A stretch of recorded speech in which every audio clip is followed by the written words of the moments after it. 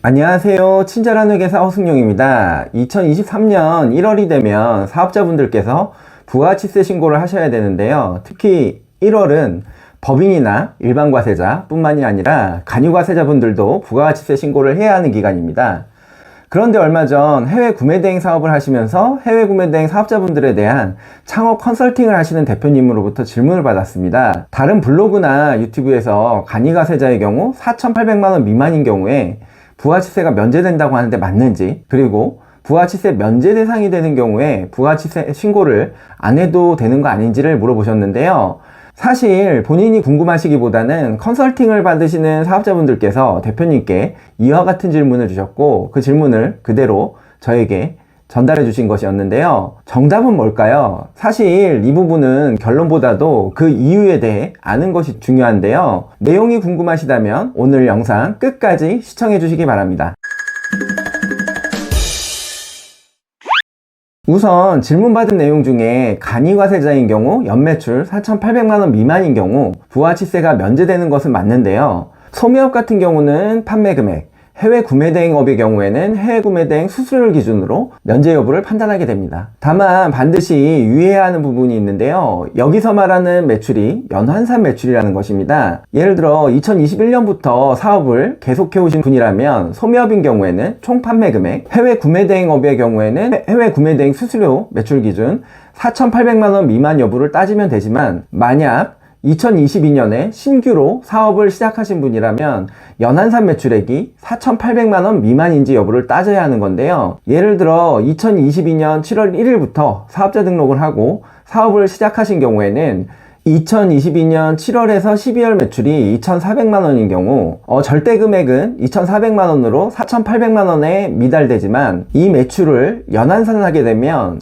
2,400만원을 6개월로 나누고 다시 여기에 12개월로 곱하게 되면 연환산 매출이 4,800만원이 돼서 부가치세 면제 대상이 되지 않습니다. 간이 과세자의 부가치세 면제 여부를 따질 때 매출의 절대 금액이 아닌 연환산 매출을 기준으로 판단해야 된다는 것 꼭 기억해 주시고요. 그럼 다시 본론으로 돌아가서 연환산 매출이 4,800만원 미만에 해당되는 경우에는 부가치세가 면제가 되니까 부가치세 신고를 하지 않아도 될까요? 결론부터 말씀드리면 무조건 부가치세 신고 기한 내에 부가치세 신고를 하는 것이 좋습니다. 부가치세 신고를 하지 않게 되면 나중에 국세청에서 기한 후 신고를 하라고 연락이 오게 되는데요. 기한 후 신고를 하게 되면 납세자가 신고를 하는 것으로 끝나지 않고 반드시 세무서 담당 조사관의 검토를 거쳐 이상이 없는 경우에만 정상적인 신고로 인정이 되고 신고가 확정이 됩니다. 만약 신고기간 내에 정상적으로 신고했더라면 기본적으로 납세자가 신고한 내용으로 신고가 확정이 되는데요. 기한 후 신고를 하는 경우에 기한 내에 신고를 하지 않았기 때문에 세무서 조사관의 검토를 거쳐야 하는 불편함이 따르게 됩니다. 특히 해외 구매대행업의 경우 납세자 입장에서는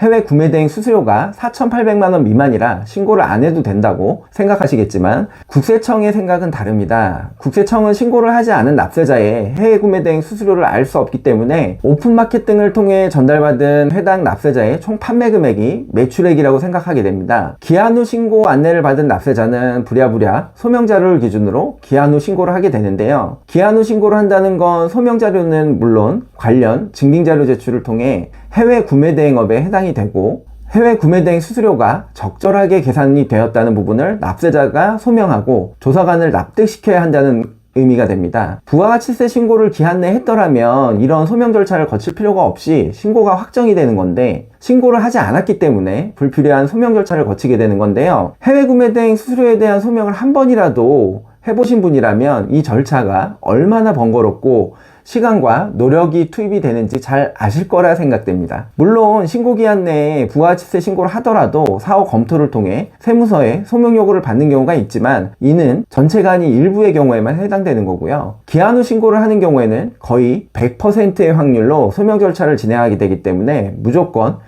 기한 내에 부가치세 신고를 하는 것이 좋습니다. 만약 기한 후 신고 안내를 받았는데 기한 후 신고도 하지 않는다면 어떻게 될까요? 세무서에서는 이용 가능한 납세자의 매출 자료나 매입 자료를 토대로 부가치세를 결정하여 통보하게 되는데요. 예를 들어 전자상거래 소매업의 경우에는 오픈마켓 판매자를 근거로 매출을 파악하고 전자세금 계산서나 현금 영수증 자료 등을 기준으로 매입을 파악해서 해당 납세자의 부가가치세를 계산하여 고지하게 됩니다. 문제는 해외 구매대행업과 같이 수수료로 부가가치세 과세 표준을 계산하는 업종의 경우에는 국세청에서 수수료로 매출을 계산하는 것이 적절한 것인지 알 수도 없고 수수료 매출을 파악할 수 있는 근거 자료도 없기 때문에 일반 소매업과 같이 총 판매 금액을 기준으로 부가가치세 과세 표준을 계산하게 되는데요. 이 경우에 총 판매 금액이 4,800만 원을 넘게 되면 부가가치세가 면제가 아니기 때문에 당연히 세무서에서 계산한 부가가치세를 납부해야 됩니다. 어차피 간이과세자라 부가가치세는 거의 없거나 신용카드 발행 세액공제 등을 적용하게 되면